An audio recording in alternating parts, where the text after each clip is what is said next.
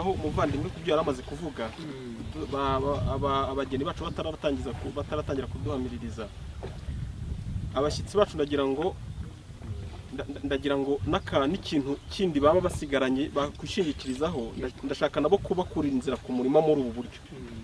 Ndashaka kubibutsa ko ikintu uko umuntu yabaye umunyabyaha nuko yariye ku giti Imana yari yamubujije ngo ariko cyari igiti cy'ubwenge ngo bumenyekanisha icyiza n'ikibi.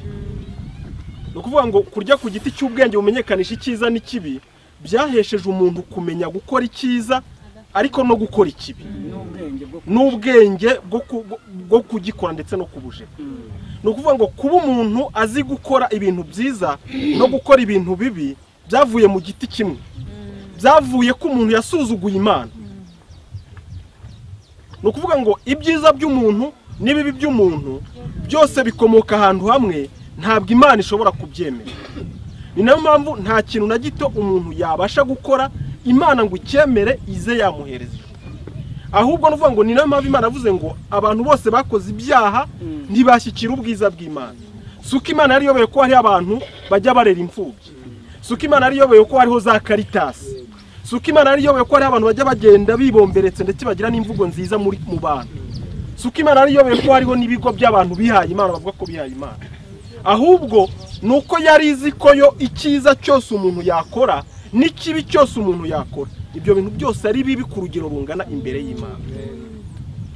Reka mvuge ngo kwitwara neza umushyitsi wacu w'umudivantiste no gutwara Bibiliya kwawe kuyigendana ni icyaha imbere y'Imana.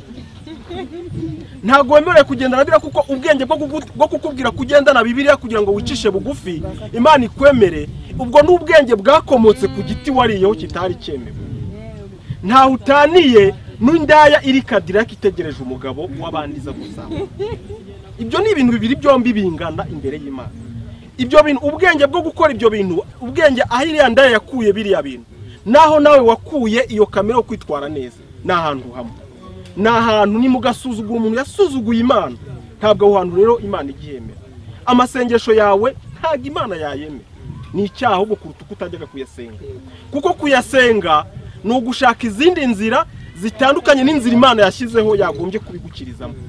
Gushaka ko wajya gusaba imbabazi cyangwa gushaka ko wajya gusura abarwayi kugira ngo Imana ikwemere ni icyaha kiruta ko utajyaga no kubikora, kuko ibyo bituma uteshuka inzira Imana yashyizeho yagombye kubikwemereramo.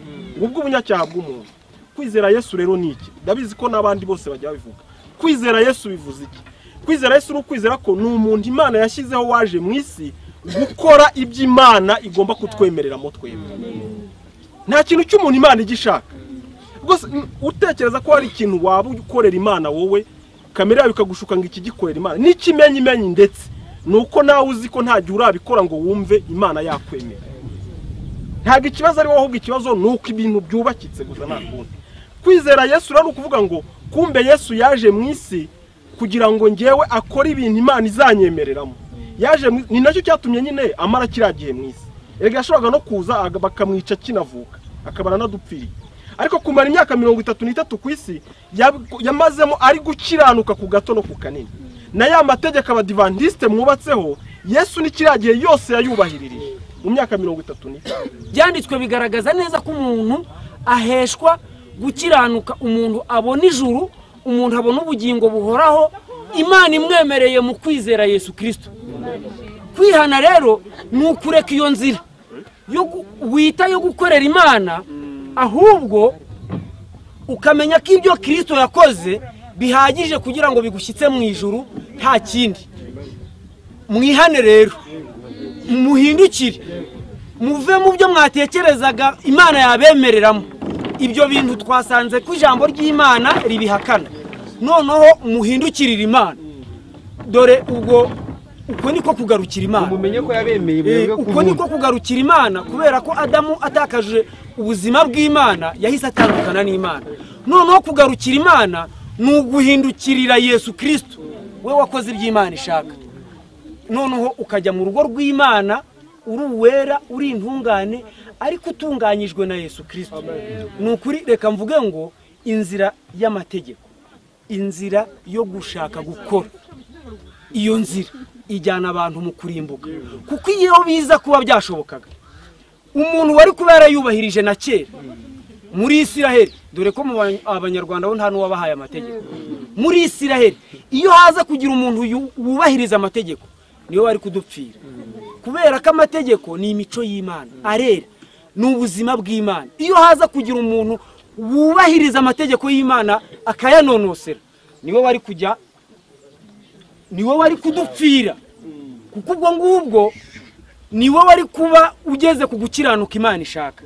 Ariko nk'uko babivuze ngo bose babereye ibigoryi icyarimwe, bahindukiye abanduye icyarimwe, ntibashyikira ubwiza bw'Imana.